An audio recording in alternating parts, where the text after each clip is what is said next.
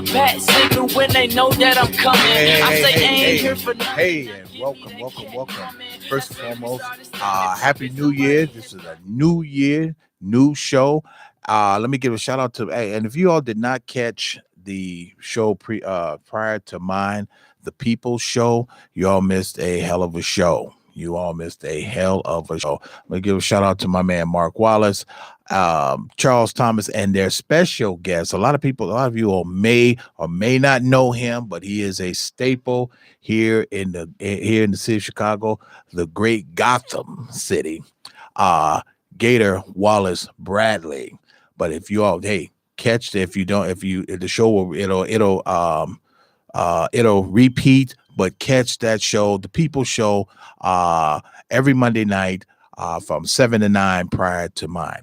Now, and so let's get into tonight's show. Tonight's show is going to be covering two topics going into this year. First of all, like I said, Happy New Year to everyone. We are in the second day of 2023. Now, I guess if we were all kids, I don't think any of us would have ever said that this would be the year or anything of that nature. But I want to go into, a couple of things. One of them is one of the topics that kind of struck me today. And it's about fighting. And when I say fighting, fighting can be perceived in two different ways. I mean, we talk about the part of fighting in the physical manner, but also the fighting in the mental way also. Okay. And I am, I'm a proponent of that. I'm a proponent of physicality and a proponent of mentality also. And coming up like I did, fighting was part of growing up. I don't know, but I can't speak for some of you, but that's just how it was. That's just how it was. And I've often said that, and some people will agree with me, but this is how my show goes. This is how my flow goes. It doesn't matter. It does not matter. But there's a saying. There is a saying, in order to achieve peace, war is necessary. Okay, and I want you all to think about that for a minute. In order to achieve peace, war is necessary. Okay, and some people will disagree with that. That's fine. Everyone's entitled to that. And see, most of the people, and like I said, and then this is the part of stepping on some toes. Most people who will disagree with that have never been in a fight. Hear what I'm saying now? Most people who disagree with that statement have never been in a fight. Okay, whether it's mental or physical.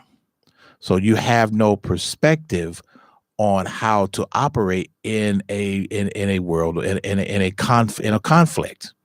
And fighting is a conflict. Okay.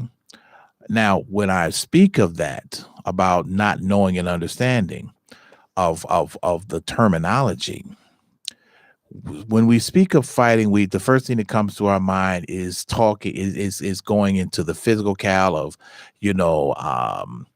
spears, swords, shields, knives, guns, bricks, bottles, chains, whatever.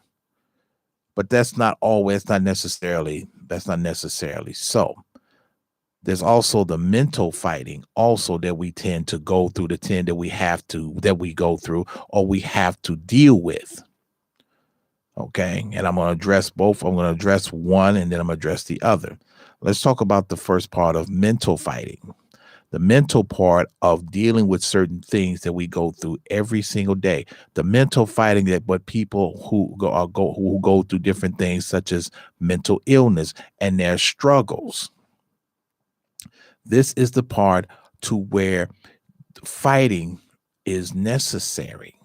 In order to achieve peace, war is necessary. And you're going to hear me say that throughout the first half of tonight's show. Okay. In order to achieve peace, war is necessary. When we're talking about individuals who are going through certain mental issues, that is a war within themselves There are some people who can handle that, and there are some people who can't. Those are the ones that are able to handle that mental fighting are the ones who have actually been in a fight. And I mean a physical one. When we move to the next part, when we get to the other part about the mental part of fighting, if you succumb to the mentality of just giving up or laying down, the fight is already over. If you're one of those individuals that you feel that you need to have a drink to cope, you have to have your medication, or you're dealing with your medication, or what, or you some other form of coping mechanism. This is the person this is individuals who've never been in a fight. Like I say, you don't have to agree with it. This is and you don't have to, but based on what I've seen in my experience, this is what I've seen. When we're talking about the mental part, first and foremost, in order to understand there is a fight going on within yourself, you have to fully understand that there is something going on. There is a conflict within one's self.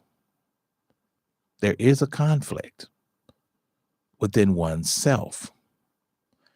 Then once you figure that part out about the conflict within yourself, then you're able to lay out a plan, or to at least, so let me rephrase that, not lay out a plan, but you're able to, first and foremost, in order to understand that there is an issue, there is a fight mentally going on, you have to first say that there is one. You have to say, Joe, they say, in order to solve a problem, you have to admit that there is one. Okay. And some people will not admit that there is a fight, there is a mental fight going on within themselves. Now, to shift the gears, let's talk about the physical part.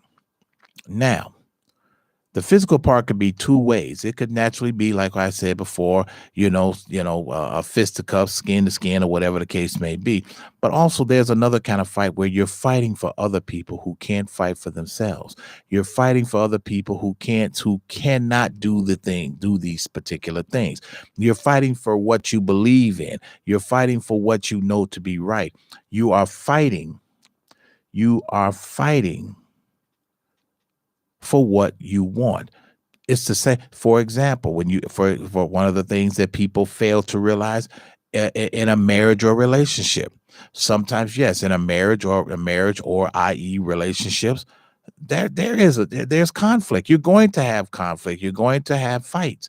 And I'm not saying the physical part either. I'm not saying that's the normal, but you're all going to have disagreements.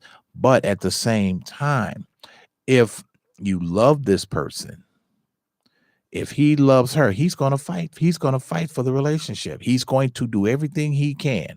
If she loves him, she hopefully will fight for the relationship, will fight.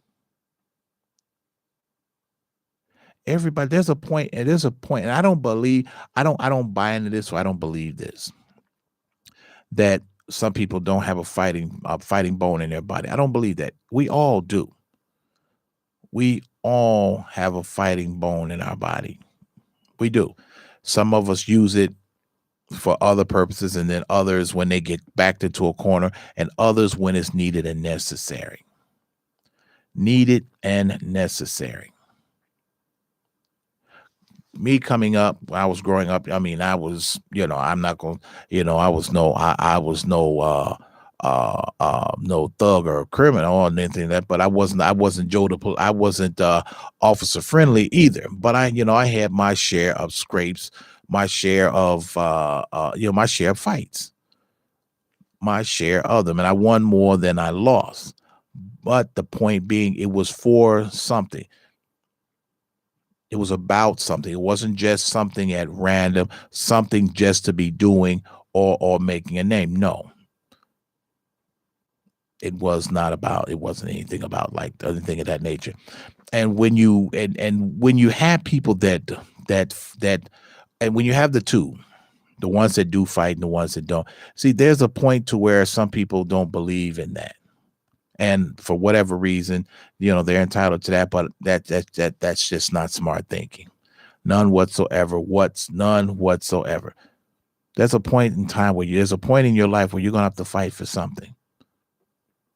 There's going to come that point in time where you're going to fight for something, or even fight for someone. Fight for someone. I was, sometimes people, they will say to me, sometimes you have a tendency of throwing people under the bus, or, little, things, innuendos or things that they just not, it's not about throwing people under the bus or innuendos or anything. I'm stating fact. Just simple facts. That's just that simple. There's a point in time, there's a point in our lives to where we have to stand for something. We have to stand up and we have to fight for something. No different to where if someone is doing, if someone is doing you harm, or someone is doing another person harm, I would hope that some of you would have it in you to intervene, to fight for people, or fight for someone who cannot fight for themselves. At least I hope so. At least I hope so.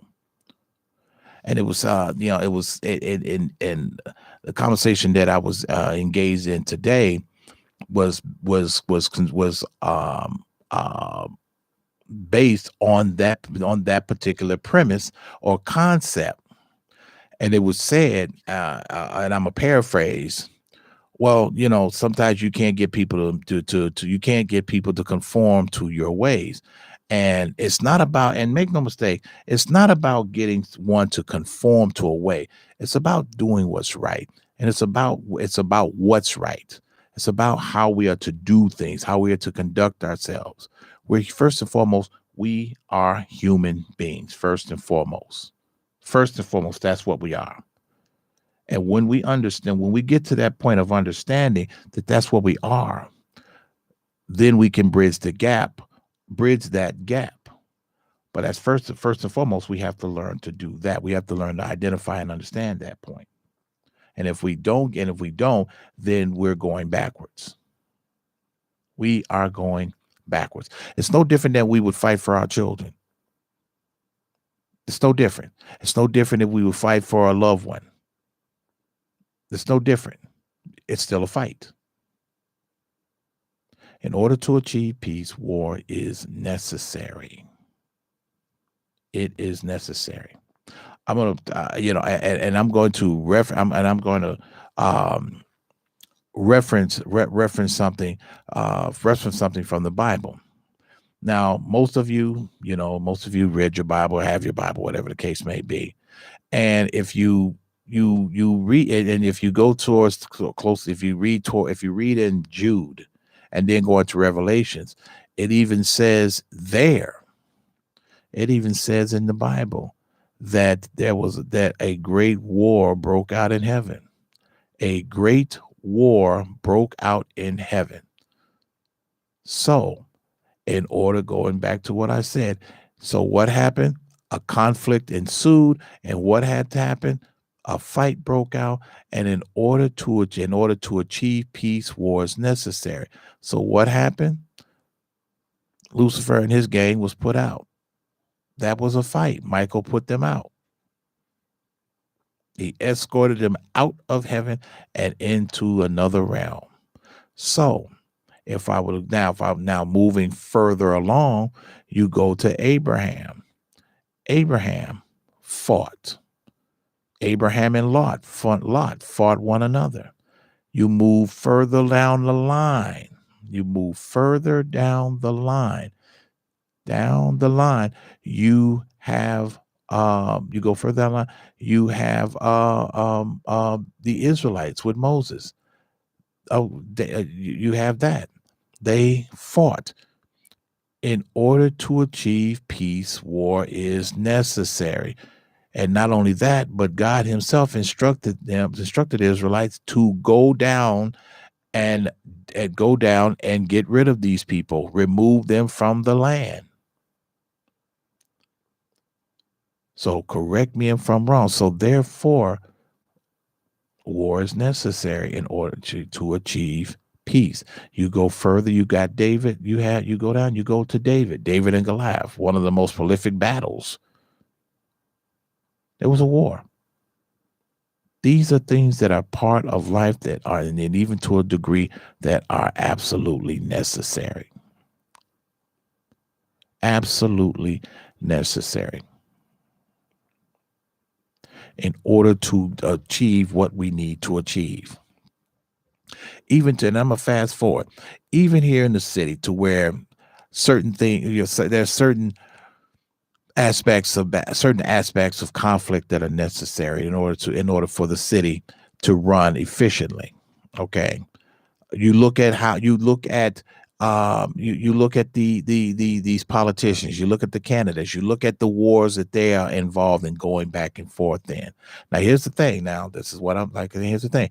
Now here's the people and individuals who say that war is not necessary. Once again, you can't be. You say that because you've never been in a fight. You've never been in a fight. You've never fought for anything that you thought that was worth fighting for. You have to understand the difference. Understand the premise. When these politicians are going against one another, back and forth, to a certain degree, yeah, they're fighting for their quote unquote constituents, but there are some of them that are fighting for their political life because that's what they know. That's what they have. This is where they're at. This is how it unfolds. One of the things about fighting too, if you're going to, in order for things to change, that's part of it.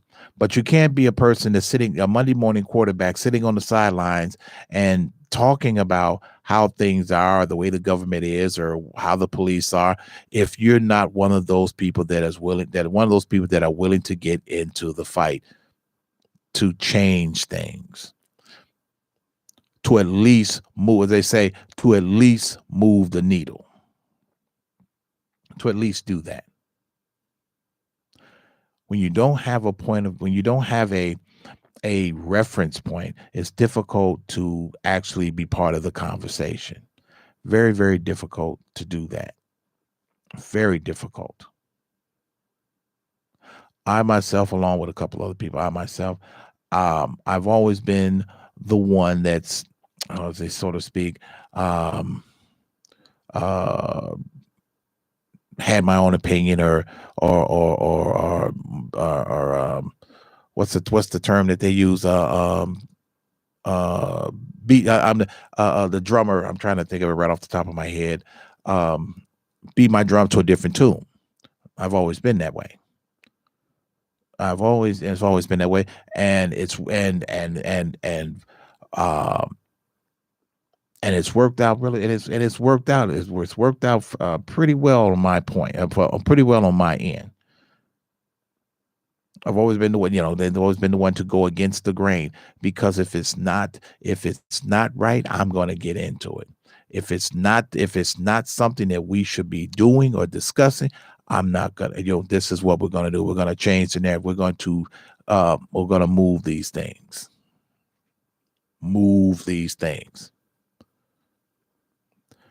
And this is how you get things going. And understand something: when you are in a fight to try to change things, it's not going to, short of the obvious, it's not going to change. It's not going to happen overnight. It's a process, but you have to be willing to be part of the process. You have to be willing to be part of the change. You have to be one of those individuals that are willing to stand instead of wilt like a plant in the hot sun. And it's one of the things that bothers me so, one of the things that, that, as they say, it grinds my gears for people to have so much to say, but yet they do so little. So much to say, but don't want to get in the fight. So much to say, but don't want to make the change or help involve the change. Waiting for, and these are some of the people that tend to wait for someone else to come in and do the cleanup or the mop up, or to set things in place. Be a solution. Be part of the solution and not part of the problem. That's part, and that's part of fighting. That's part of it. That is the nature of it. That is the absolute nature of it.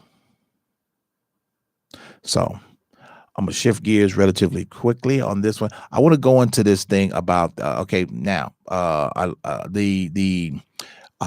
breakdown of the no cash bail that's currently on hold, and there's a lot of other things there's a lot of new laws that came onto the books, but the biggest thing right now is people are talking about the no cash bail, and right now that is on hold.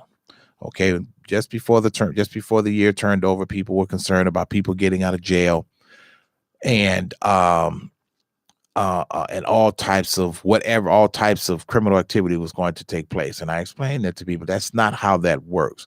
What they did, this is something that once again, this is where as a individual, you have to start getting in you have to start getting involved in the get involved in the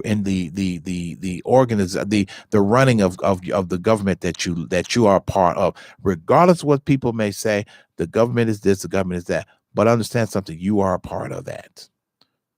Certain changes have to be made, and in order to change to be made, you have to be one of those individuals that are willing to get involved. Like I said before, don't be a Monday morning quarterback and you want to talk about every 11 different other things, but you're not willing to get into the fight to help make a change. Now, when they put this piece of legislation together back here in May, June of 2022, and this was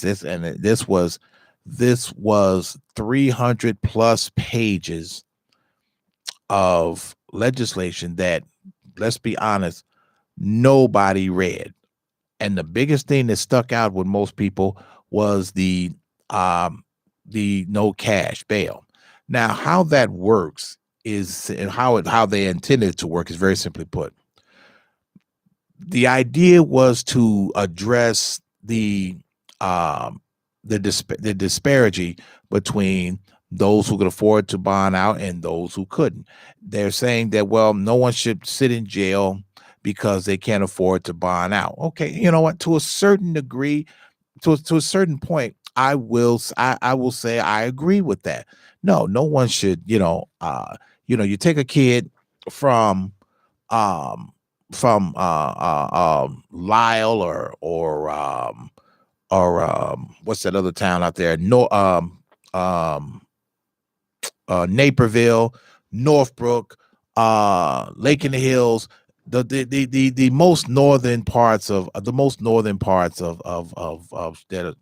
Chicago, that are north of Chicago, to opposed to those who live in the southern part of Chicago or in Will County, those individuals that are living in cities like Dalton, Harvey, possibly South Holland, Riverdale, Markham, Matson, going further, say Crete and Sauk Village. Okay, that's further south, but which by demographics is 65% black by demographics. So you commit a crime and the idea was to condense that, but we want to address the fact that blacks are subject to sit in jail longer than whites or others. Okay. At what point did they and to touch on that, at what point did they realize that there was the scale was tipped? At what point? So now what we're looking at is say, okay, this is what we're going to do. But no one really gave this they didn't really give it a lot of thought. Okay, and most people got a lot of misrepresentation. It's misinterpreted that by when January 1 comes, there's going to be a mass exodus of criminals, or let me rephrase that, a mass exodus of offenders that are going to be released. That didn't happen. And this was a fight, quote unquote, and it goes back to what I said at the top of the show. This is one of those fights that some individuals got themselves involved in to say, hey, this is not the right way to do this. This is not going to address the problems that we've been dealing with for over 50 plus for almost a century. When blacks get arrested, these are the things that now, okay, hey, this is if you want to be part of something, be part of putting this train, straightening out this train, this mess of a train, or, and it is a mess, or don't have to do it until the mess gets there. So what the short version is that, okay,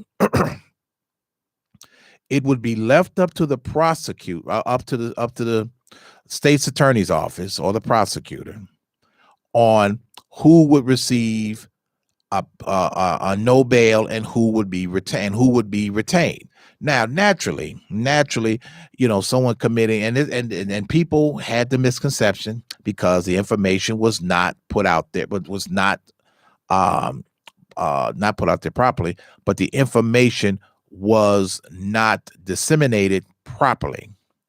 So naturally, someone who commits a high crime such as murder, home invasion, any type of sexual assault,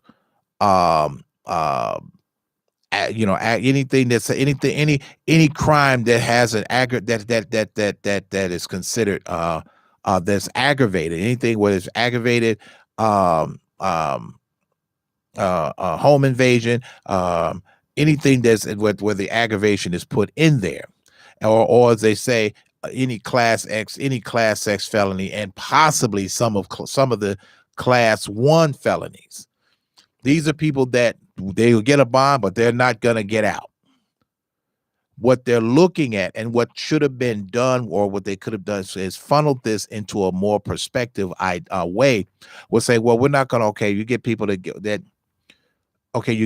get stopped for a traffic violation, and this may be your 4th traffic violation, so they give you an astronomical bond. So you're sitting in county, you're sitting in county on a $50,000 bond. Those are the things they're talking about. They're talking about smaller things such as traffic violations, trespassing, theft, depending on the amount, retail theft, once again, depending on the amount. The point, the one was the things that they did not explain this properly, was that no, this will not apply to violent offenders, which to a degree I understand. But if you're going to put something like that to address, and see, this was a blanket way of trying to address a long-term problem that has been going on and on and on and on. Now we want to address this. We want to talk about jail reform. We want to talk about prison reform. We want to talk about the bail reform. Now we want to have these conversations because here, and not to mention that Illinois is the capital, or the number 1 state for wrongful convictions. We lead the country in wrongful convictions, which is one of the reasons why they wanted to institute this here. Now, what has happened is that several of the state's attorneys in 23 counties of the state of Illinois filed an injunction to prevent this from taking effect. Now, once this got in front of a judge, he looked at it like, they have a point. The fact of the matter is that there's this 300 plus pages of legislation that no one looked through, no one read through. And this is one of the problems with legislation, whether it's at the state level or federal level, is that they push these particular things through, and the legislature bill is so astronomical. For example, there was one bill that they tried to push through Congress, and this bill was 984 pages long. 984 pages long. Help me understand something. Why does a bill, if you're trying to get something, trying to get it to become law, why does it take that many pages to say just a few things? Because why? There are other things hidden in it that they know no one, that they realize, that they know no one is going to read. The same thing with this, what they call the Safety Act. The point there, the cover story was, well, we have to determine if the individual who is being arrested and charged do they pose a threat to society? Do they pose a threat to the community? Let me see. If you got a guy that broke into somebody's house, even though it says that say they're not home, but he did a B&E, he committed theft. You don't think that individual is a threat to society, a threat to the community? You don't think so? We're not talking. Here's the other thing that they even tried to apply that to carjackers, auto theft. Here's the thing. You have a carjacker. Operative word, carjacker, means that this person is stealing your car while you're still in it, or you're attached to it, or you're next to it, something. Which this person is, and then if you are one of those individuals that resist, they're liable to kill you. So which means that this auto theft or carjacking is subsequently to lead to a murder. Subsequently. And you ask yourself, and then once again, it's a sidebar, not to go off too far. Once again, this is the Democrats that are putting this type of shit together. The Democrats are putting this together. So you have to ask yourself, what are we really doing? This is the part of getting involved. This is the part where sometimes you have to get involved in things when you see that it's subject to affect you and your community. Instead of being, as my daddy would say, a bump on a log. As he would say. So, and I know I got way too far, but just so that you know that the phone lines are open here at the studios. So if you have a comment, just give me a call here at the studio at 708-223-8953. That's 708-223-8953 here on Black Conservative Radio. Now, moving to, but going deeper into that bill or into that, the governor paused on signing it because he got a lot of pushback on that. And the fact of the matter that a lot of states attorneys and several of congressional members really gave a lot of pushback. So now what's happened, the fact that they pumped the brakes on this thing, and now this piece of legislation is now in front of the Illinois Supreme Court. It's in front of the seven justices. Okay, which is, and they're going to have to go through this 300 plus pages of legislation and decide what is relevant and what isn't. They're going to put, and make no mistake, when these justices go through this, they're subject to gut a lot of things. And also, too, here's the other thing, too. In trying to get that passing through, you have to ask yourself, like I said, if you have that many pages to say one thing, there's something else in there. You're hiding something else. You're trying to get this through. So when the governor signs it, and now here's the part, he needed to read this too. Wait a minute, say, what the hell is this? 300 pages? 300 some odd pages of legislation? Oh my goodness, I'm gonna tell you. once I was able to actually uh obtain obtain the site and to go through it and to look at it, and the 300 and some odd pages, I just shook my head. I said, no. I would be like anybody else. It's no way in the world I'm gonna read 300 pages of all this legislation. No way. I mean, I think the first 10 or 15 pages, I was like, wait, I can't, I'm not, oh my goodness, what else is in here? That's what they call that's what they call in corporate America. That's what they call a paper blizzard, because they're hiding something else inside that piece of legislation that they want to slide through that nobody will see, but using it as a cover, the Safety Act, using it as a cover to say this is what we want to do. And then the governor would unwittingly sign this piece of legislation without saying, hey, this, that, and the other. But at the same time, now, let me make it clear. This is not throwing him under the bus. This is just that he doesn't have time to read 300 some odd pages. What he does is that his staffers do that, and they are the ones that pick apart and say, hey, did you see this? Hey, did you see that? Hey, did you see that? Hey, did you see this? Are you looking at do you see what they put in here? Or do you see this, that, and the other? Or this, that, and the third? See, somebody was George S. Patton, who a lot who a lot of individuals did not care for, but George S. Patton was a stern but direct. He was stern and he was direct. He took no shit off anybody. None.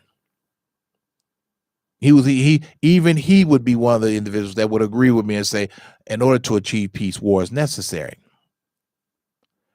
But when he would address things, he would address them in the most visceral way, to where there was no misunderstanding on what he was saying. No misunderstanding. And going to taking one of his quotes, General George S. Patton, one of the first 4-star generals, he said, and I quote him, that when everybody's thinking the same, nobody's thinking. When everyone is thinking the same, nobody's thinking. And that's a very good point. Very good point. That's where we have to kind of think outside the box. We have to think broader than just the broad. We have to think further than the nose on our face.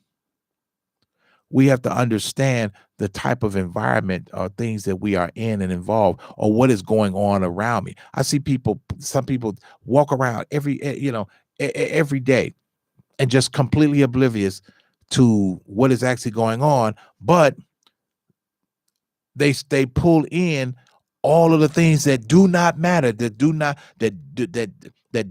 add a moment, that do not add a minute to their day, doesn't change the rotation of the earth. It doesn't interfere with the sun rising, the sunrise or the sunset, or spending too much time with things that do not matter, or levels of negativity. You're going to do something in this world. Do something that you can say to yourself, or you can say to your children, I was a part of that, or I did this, or I did that. This is one of the things to where getting involved in certain things is essential, but also beneficial, because it teaches our children also how to operate, how to function, how to problem solve, how to be part of something bigger than yourself. It teaches them that. When one of the things I remember growing up as a boy is what I would prefer to call what my father taught. But basically how I learned certain things about cars was through him. Okay, but let me make this clear. It wasn't like he asked me to come out, or hey, come out here, I'm gonna show you how to do this, or come out here, I'm gonna show you how to do that. No, I took it upon myself. It was a level of motivation. I wanted to see what he's doing. I wanted to see how this machine worked, or what he was doing. How does he put these things back together? This is how we're supposed to function and operate. And we are supposed to know certain things. We're supposed to be involved in how certain things work and operate. Therefore, we can teach our children, instead of having a bunch of dead brain, a bunch of brain dead individuals wandering around, just popping out children and not knowing what to do or how to function, because we did not properly equip them with the things that they need. This is called getting involved.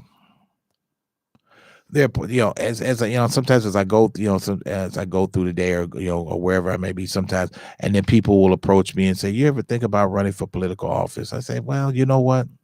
The thought, I would have been approached. The thought has run across my mind, but that's not.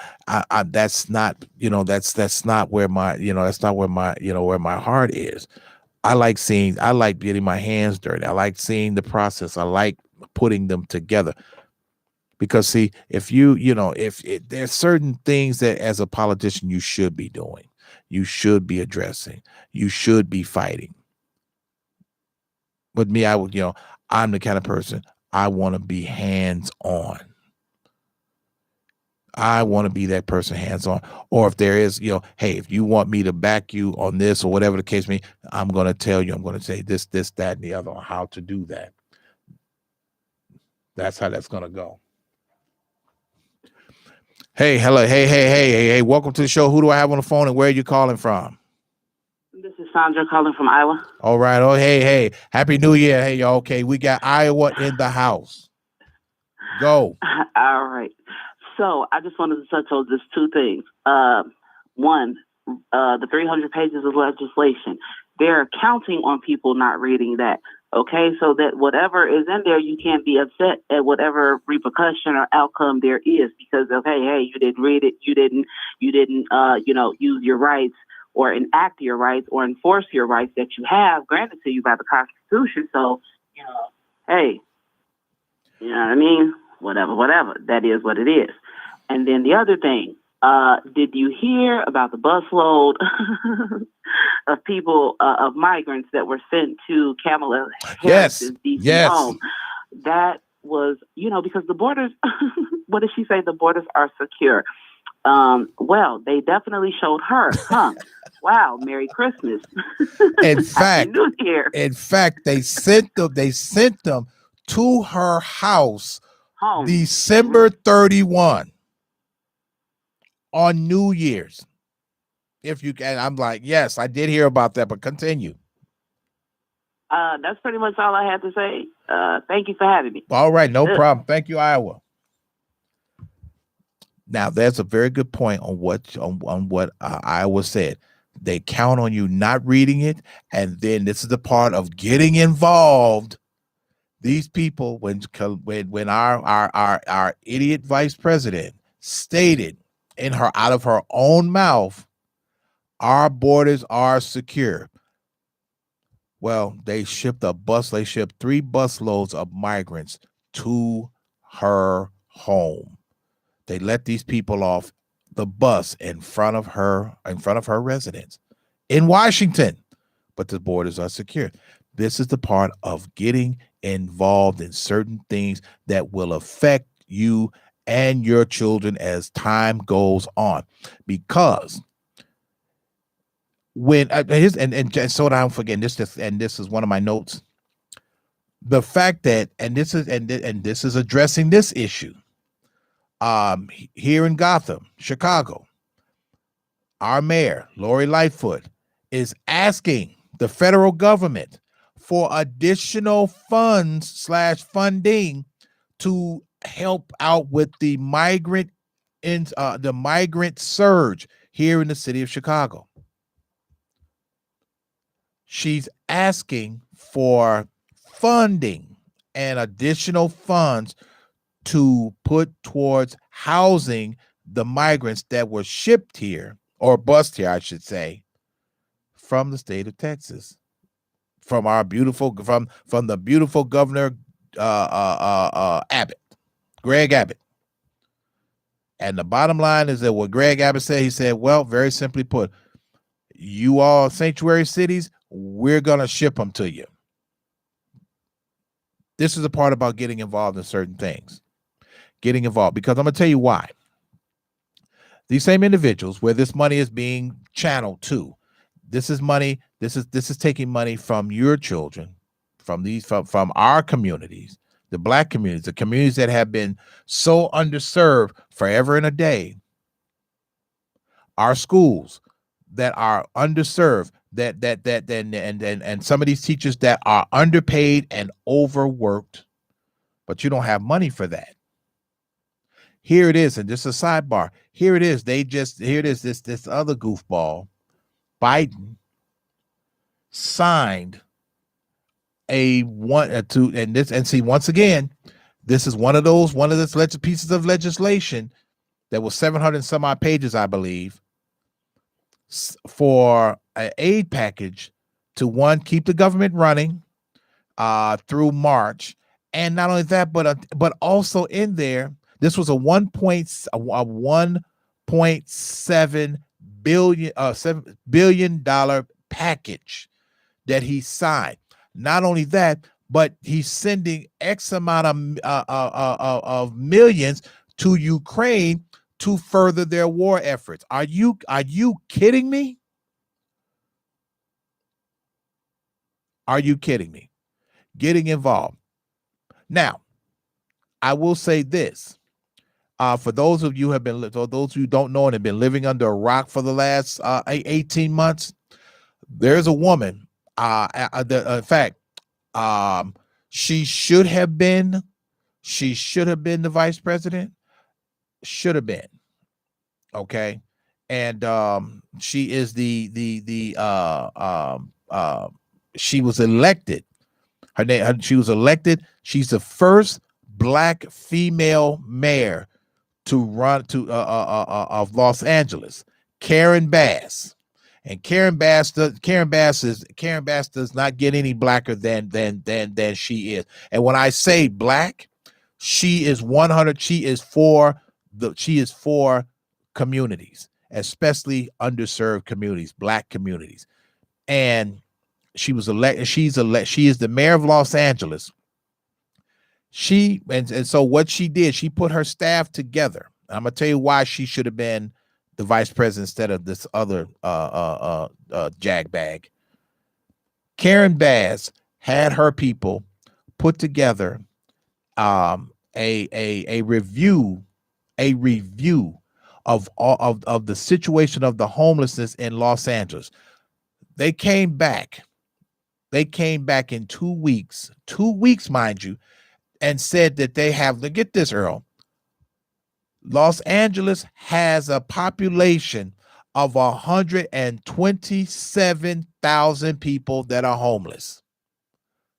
127,000 homeless in the greater Los Angeles area. That's a city. Not only that, but here's the cool part. She found money in the government to create housing for these people. She found money for housing. Okay, now this is the reason. Now get to understand this, people. The reason they did not select Karen Bass to be the vice president, because she'd have found money, and say, we're not going for this. We're not going to do this. We're not going to do this. She's even part of, listen, we got to straighten out this southern border down here. Straighten out this, because we're getting a surge of different things. We have to curtail this. Let me tell you, she's got what they say. This is a person that I like to see. what they call boots on the ground. I mean, it just blew me when they came back with those numbers, 127,000 people. It's astronomical. That's a city. A city. But she's found the money. She's found money. And she's taking that money and putting it towards the homeless people, towards the homeless population. What she's doing is that she's creating shelters. She's creating vocational programs, because a lot of and talking to someone and having a conversation with someone from Los Angeles or who lived in California, and they said, and truth be told, let's be honest, all of us, whether you live in Los Angeles, New York, Chicago, Montana, Texas, all of us are one paycheck away from being homeless. I mean, let's be honest. All of us are one paycheck away from being homeless. And if you don't believe that, miss something. Be without a job, because the pandemic proved that point, because there was a lot of people went down the tubes when that happened and they couldn't work or no jobs. Oh, it was a nightmare. It was a nightmare. But circling back around, in order to make a change, you have to change things. In order to make a change, you got to get involved.